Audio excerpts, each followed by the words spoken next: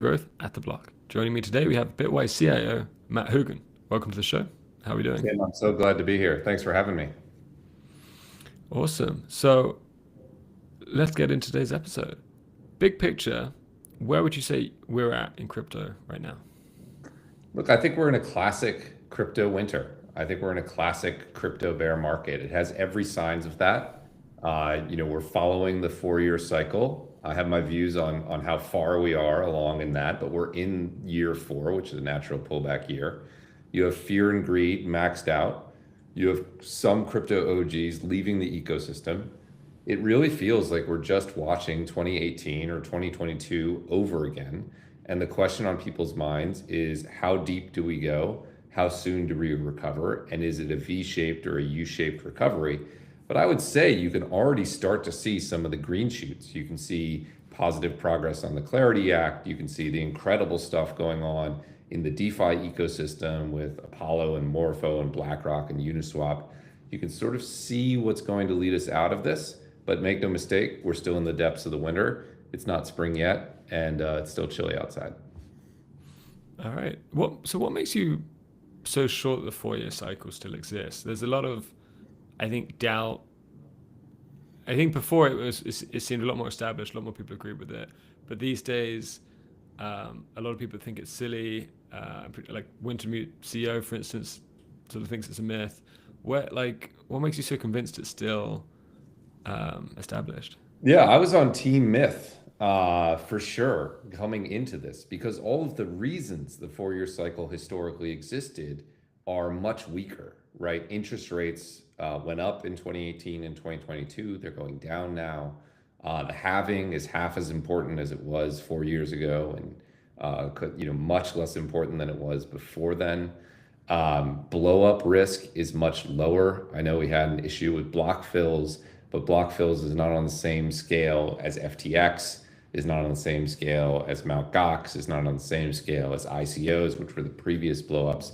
So there's all these logical reasons to assume the 4-year cycle is weaker than it was in the past, but there's one big reason to know that it's still here, which is that outside of institutions, which are a new set of investors who are not used to this 4-year cycle, crypto retail was selling aggressively last year. That's peeled into this year.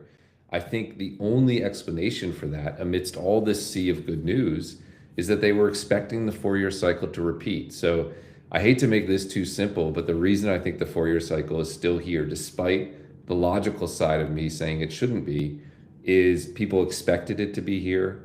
They sold in advance of it. And sure enough, we're down 50% plus from the high. Look, I wish it weren't true, but it does seem to be true.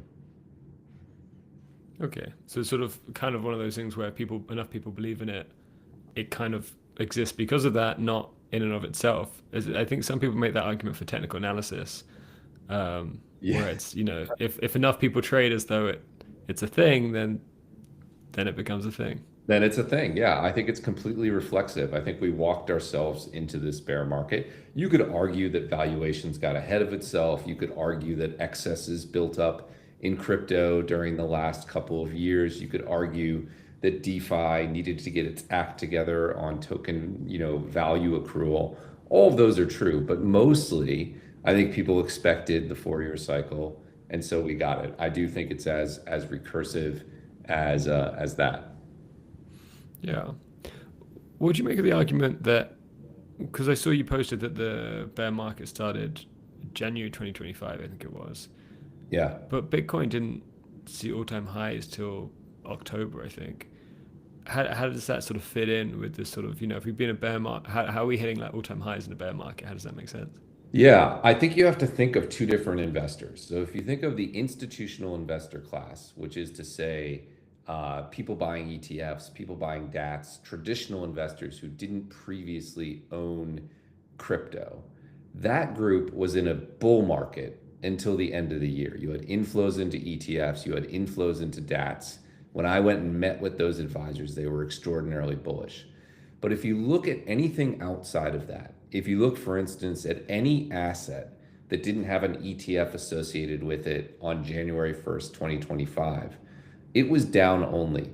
And the assets that still didn't have an ETF at the end of 2025, assets like SUI and Avalanche and large cap assets, they were down 70%. So I think the data would suggest that amongst retail investors or amongst crypto OGs, the winter indeed started early, maybe as early as January 1st, 2025, right? Once it was clear that Trump was taking the presidency, I think they sort of started selling ahead of the 4-year cycle. It's just there in the data. The institutions papered it over in Bitcoin and ETH, and that's why they did relatively well. But outside of that, most assets were down 70% plus in 2025, and they're down even more in 2026. I'm not sure it's true that the winter started in January, but I think there's an argument to be made. I mean, I'll remind you, we were at all-time lows of crypto sentiment at the end of 2025, right? The crypto fear and greed indexes were like below 10. So that says to me that was already a pretty deep winter. I think that's the argument that it started earlier than most people assume. Yeah. So there's sort of almost one story for Bitcoin ETH, a different story for other assets. In fact, I saw you had sort of three buckets for assets. And then what do you think happens going forward? Do you think you see sort of ETFs for like the top 100 coins, sort of everything gets an ETF and then everything's much more equal? Or do you think there will always be these sorts of buckets where you've got these sort of premium assets, they have ETFs, they have a lot of institutional capital, and then the rest that don't have that?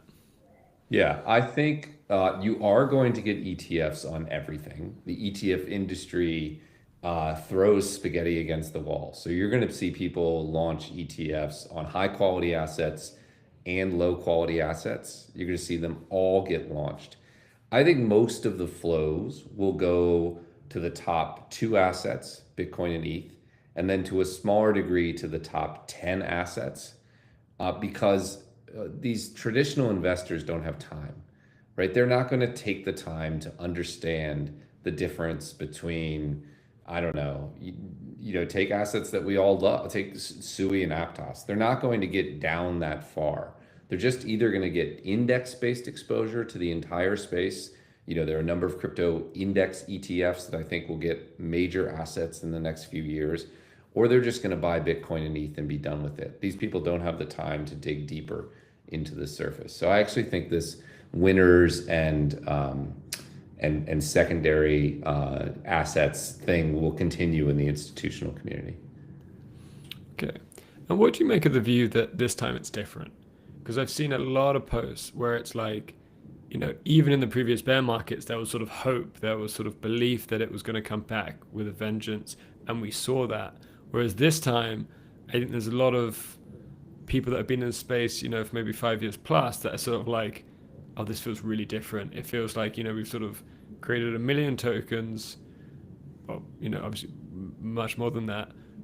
And we've sort of almost run out of kind of room to innovate. ICOs are sort of dead in their millionth reiteration. Where do we sort of go from here? Yeah, I think revisionist history. I would disagree that it feels different. This feels actually a lot better, actually more hopeful than 2018 and 2019, right? Bitwise has been around since 2017, so we've lived through two of these bear markets. The level of despair in 2018 and 2019 far exceeds the level here. We didn't have any vision for where crypto would go, right? Remember, that was pre-DeFi, that was pre-meme coins. It was basically Bitcoin as a store of value and then ETH as a global computer, but with no viable applications. And it certainly felt more existential than now. Same thing in 2022. The world was collapsing, FTX, et cetera. It really felt existential there. You had a hostile regulatory environment. People maybe just could have, from a regulatory perspective, killed crypto altogether.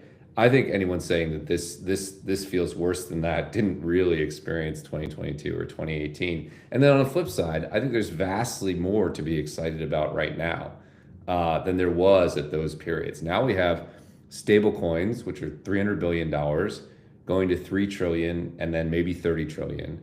We have tokenized assets, which are $20 billion.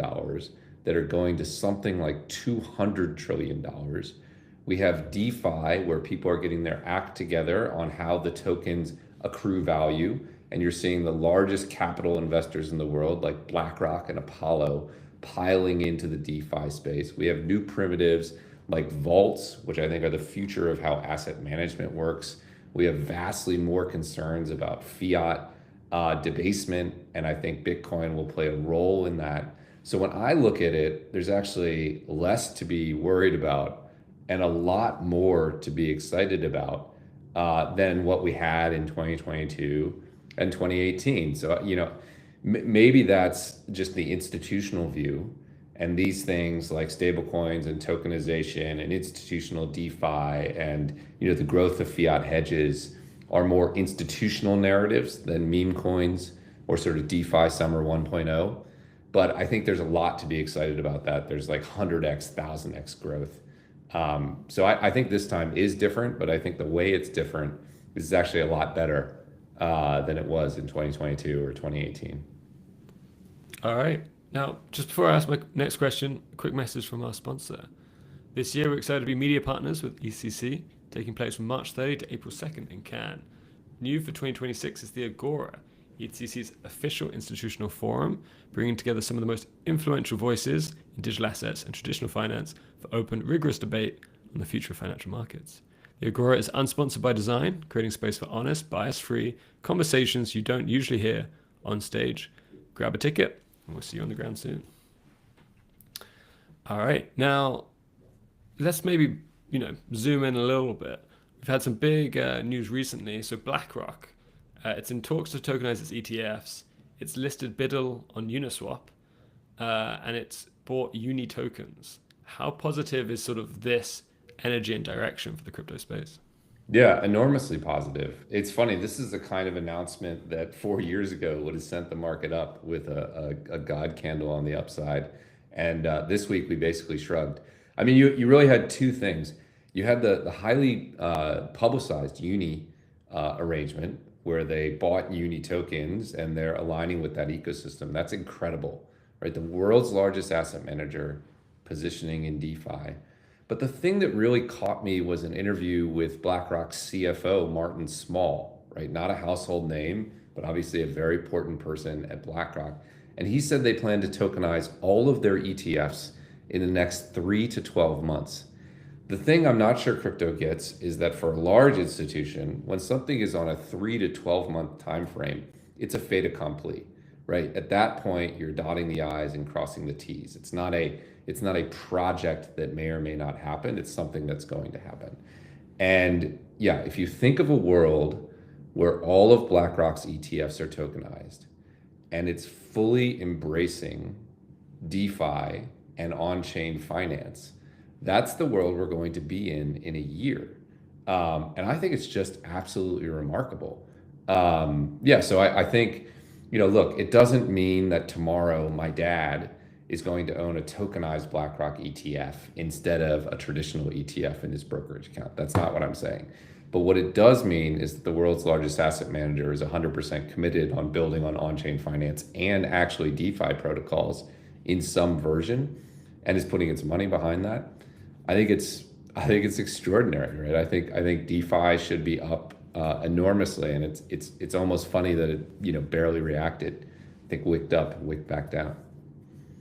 Yeah, I mean, the only thing that sort of I was wondering about here is BUIDL is limited to whitelisted wallets, like even with this sort of Uniswap integration.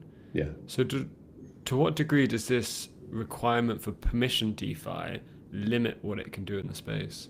Yeah, such a great question. So the question is that a stepping stone or an end state, right? If you think it's an end state, that this is all we're going to do is permissioned wallets, then the growth is important, but incremental. Now, there still can be really significant growth. If you think about the way capital is concentrated in the world, it's mostly in the hands of a relatively select few. You can imagine over time those being whitelisted and having their own ecosystem, but it is a slow burn.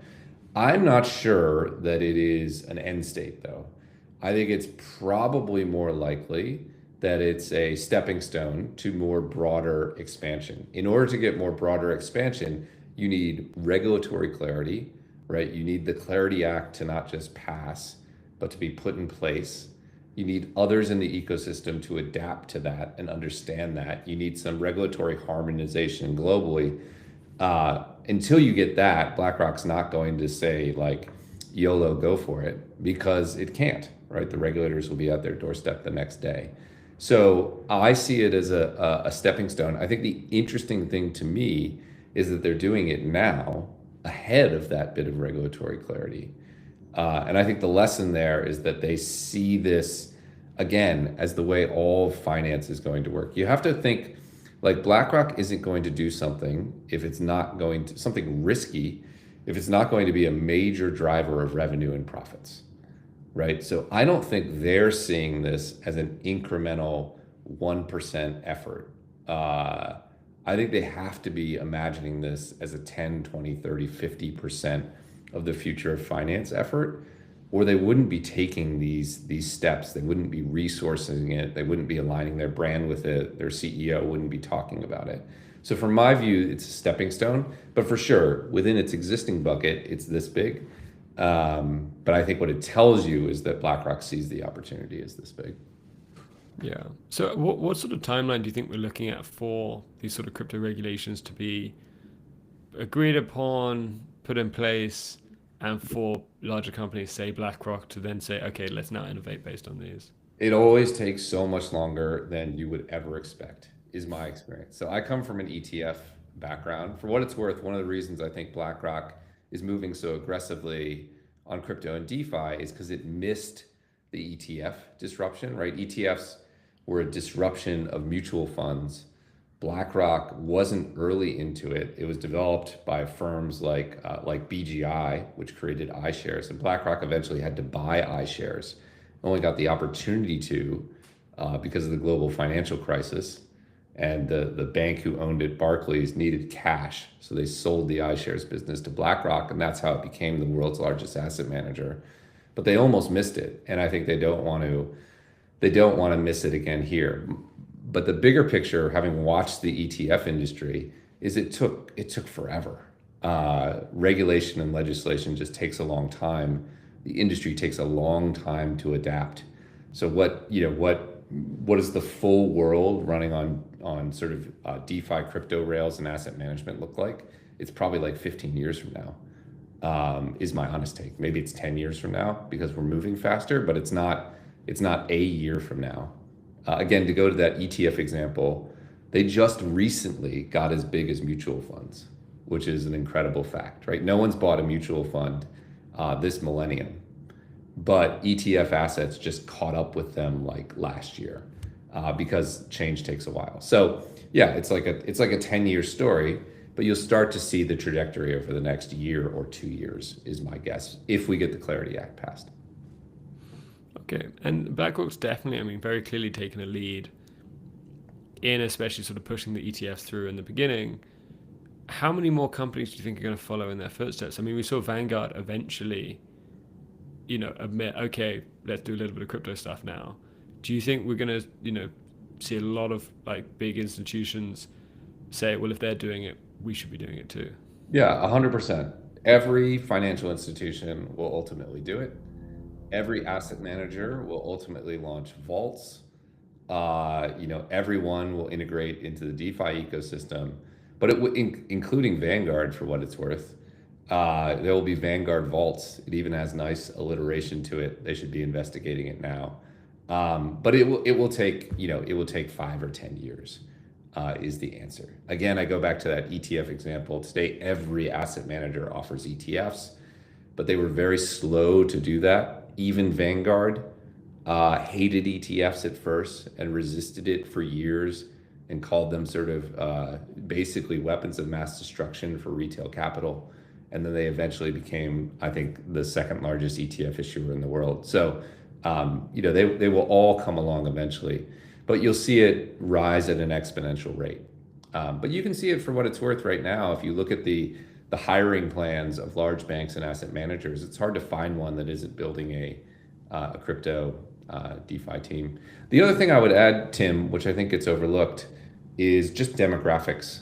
Um, you have to imagine that there's at every major asset manager someone who's an associate who's 30 years old who loves crypto and has grown up in crypto and DeFi and can talk to you about vaults and can talk to you about Morpho and can talk to you about what's going on at Aave. In 10 years, they're going to be managing directors and CEOs. And so that is also part of this story, why every one of these asset managers will come along this journey. Yeah, and I think, I mean, you're also seeing it with, I mean, for instance, I saw a story today with that HSBC is going to be the pilot for the UK's um, issuance of digital government bonds, and I'm like, but they don't even let any of their customers use crypto. Like they, they sort of got this blanket ban on crypto, and then they're going to be innovating on the side. It's all a bit bizarre. It is Um, bizarre. Yes. Yeah. Well, yeah. Good for them. Yeah. Protect your customers. They will all come along. I mean, it's not just BlackRock, right? It's Apollo. Apollo's an absolute giant in this space. Now building on Morpho. So it is spiraling out, and I think it will eventually get to everyone. okay.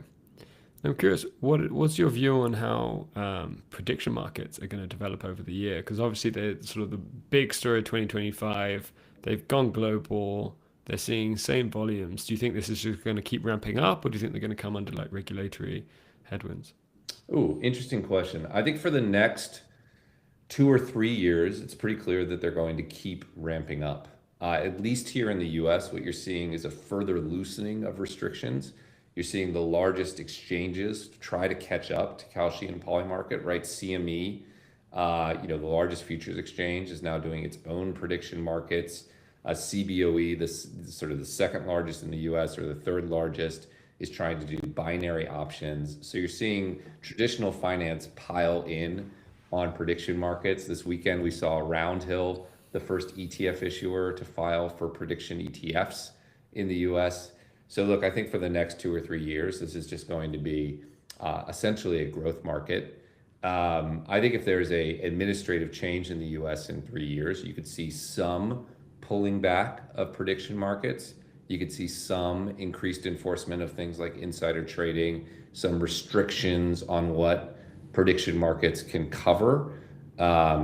But at that point, I think you'll sort of have the Uber phenomenon where Uber was, effectively illegal, but so many people were using it that regulations adapted to fit. So I think prediction markets are guaranteed to grow substantially through the 2028 US election. And I think beyond that, they will have gained such penetration into the retail and parts of the institutional mindset that I think it'll be hard to put the genie back in the bottle. So I'm pretty bullish on the direction of travel for prediction markets. Yeah, I mean, what you sort of described sounds like most crypto businesses, um, especially back in the day. It's Um, it's how innovations work. You have to push the envelope, and then the regulations will adapt to you over time. something easier to say sorry, ask for forgiveness than permission. Totally. Yeah. No, I used to joke about like the thing in crypto was like you could commit crime as long as you make enough money to pay the legal fees. I mean, you look at some of the fines some projects paid was like a slap on the wrist. Very You true. know, Very you do true. a few Yeah, months in prison, then you get pardoned. there's an uncomfortable and remarkable truth to that. Yeah, particularly from the ICO era, there were some incredible scams that paid very lightweight fines. Really remarkable when you think about it. How do you think crypto's come along since then? Like, do you think if you look back at how kind of crazy everything was then and how institutional all is now, do you think it's like really truly grown up during this time? I think it's still a teenager. I don't think it's fully grown up. There's still a lot of nonsense in the space, right? There's still a lot of self-dealing. In non-major markets, I think there's still a fair amount of manipulation. But of course, we've made progress. You may remember the first time the world learned about Bitwise was when we wrote a report for the SEC saying 95% of all crypto volume was fake. That was the world we were living in right back then. It was like 5% real and 95% fake. And maybe now we're like 50% real and 50% nonsense. But make no mistake, there's still a lot of nonsense in this space. Yeah, I don't think we've fully grown up. I don't think we won't have more scams. I don't think we won't have more blowups. I think parts of the market are relatively mature. The Bitcoin market is globally liquid, enormously diversified, very real. Um, Parts of the large cap market are too, and then select small cap projects are too. But there's a vast swath of nonsense in the middle for sure.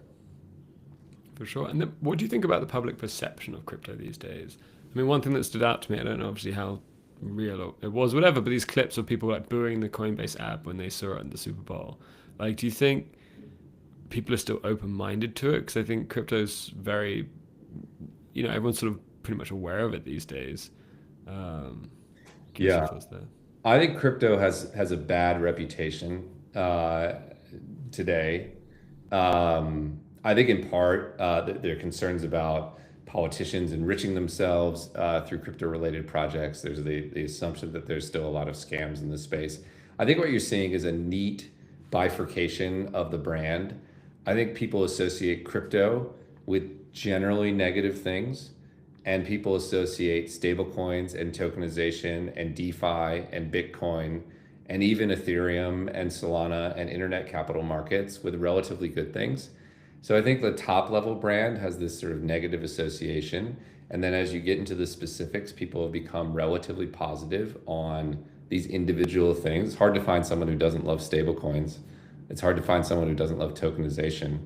But the top level brand still has that negative association. I don't know what to make of that, but that's what I feel when I talk to my friends. They're like really happy to talk about stablecoins. But if you say crypto, it's like, ooh, that still exists in the world, I think. Okay. And then I was curious, do you have any views on strategy in terms of, the sort of price of Bitcoin's roughly, I'd have to check, but ballpark near its average purchase price. What sort of happens if the price sort of stays around or below the purchase price for sort of an extended, dragged out period of time? Is this something we need to be worried about as like a bit of an overhang for the industry, or are you not phased at all? No, I think the world has that one wrong, right? It does. There's no forcing function to make strategy sell its Bitcoin unless the price goes down 80% and stays there for 3 years. They have enough cash to pay the dividend on their preferreds. Their convertibles don't convert in mass. They convert like $1 billion at a time, 1 year after another. Even if they had to sell $1 billion of Bitcoin, I'm not sure that that would matter, but I don't think they will. So I think the market has it wrong. I don't think they'll be selling Bitcoin. I think the question is, will they continue to buy Bitcoin? And I think that they will, albeit at a smaller scale than they did in the past. I think you're going to see them continue to issue preferred stock and continue to ramp up the level of dividend commitment they have in that space to facilitate other purchases. So I guess I'm contrary to most people's view. I think most people's view outside of crypto is they may be forced to sell their Bitcoin. I think that's categorically false. And then a more common view is they'll slow down their purchases. I think that's probably true, but I think they'll still be net buyers at a relatively significant rate, at least for the next year or two. And then what happens after that depends on what happens to Bitcoin. If it's trading at $250,000, MicroStrategy will be great. If it's stuck at $50,000, I think they'll run into issues in a few years. But I don't think the next few years you're going to see them sell anything. Okay. And how optimistic are you that 2026 will be a booming year for crypto? Like you've said, a couple of potential upsides. I think it was, AI and a few other things.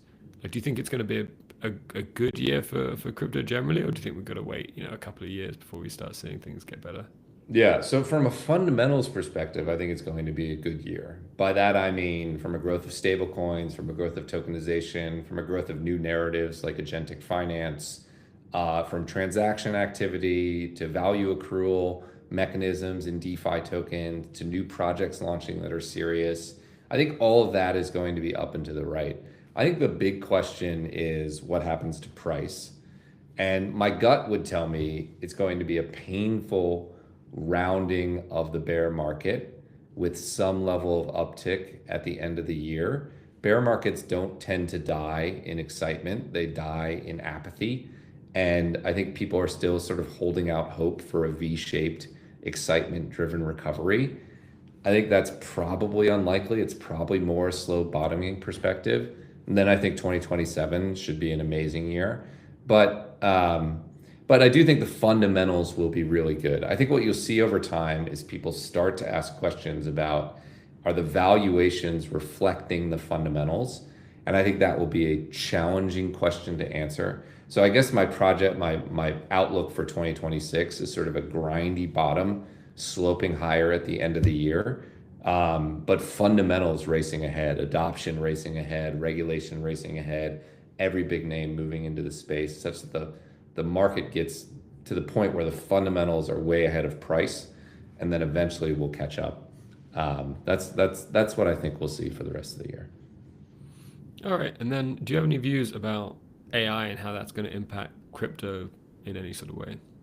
Yeah, I think it's going to impact it from a narrative perspective in a major way this year. I think the world is going to embrace the idea that AI agents are going to use DeFi and stable coins to transact and wallets to intersect with sort of financial activities. I think that is actually one of the narrative metas that lead us out of this. I think it still remains to be seen how real that will be.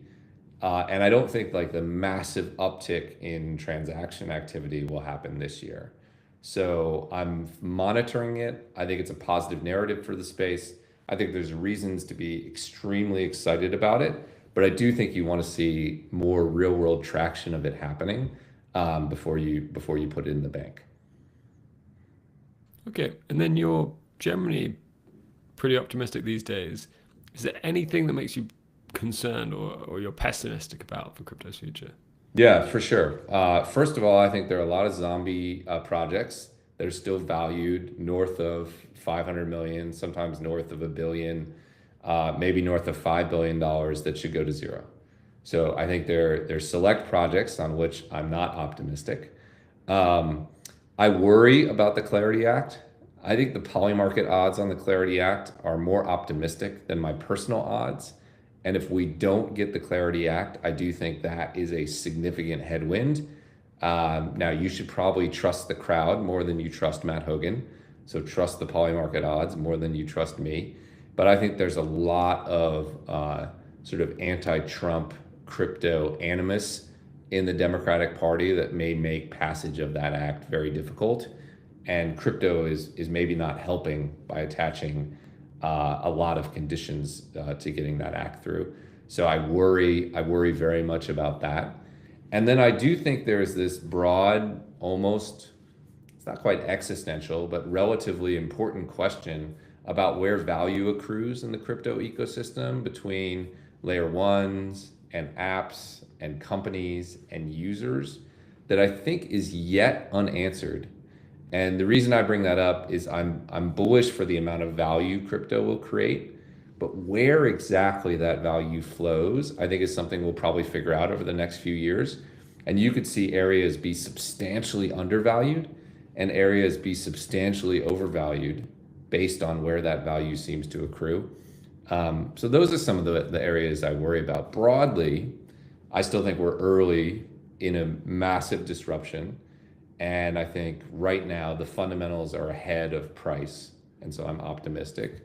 But yeah, regulation, a bunch of zombie projects, the potential for scams, and then this question of where the value sticks are the things that, I spend time thinking about. Yeah, I think the value accrual is a huge question for crypto, especially now you've sort of, got billions of tokens, but what gives any of them value? You sort of kind of made a mockery that they should just have value just by existing. It's like, okay, well, no, clearly not. So how do you sort of prove you have value? There's sort of been buybacks, some people debate effectiveness. You've also got revenue share, and that seems to be a much more interesting way, because then it sort of looks much more like a traditional business. We can say, well, you've got this much revenue coming in that gets distributed. It's kind of like dividends. You can sort of start to value it, and the moment you have ways to value it, you have a value, right?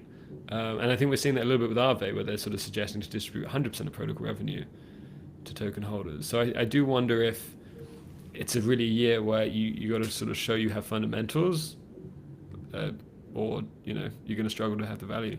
Yeah, let's hope so. That would be so great. I mean, we should note there's a reason none of those tokens had value capture, which was from a regulatory perspective, you couldn't, right? So we designed, you would get sued by the SEC. So we built these tokens that only have governance value, which is arguably negative because it's a pain for most people.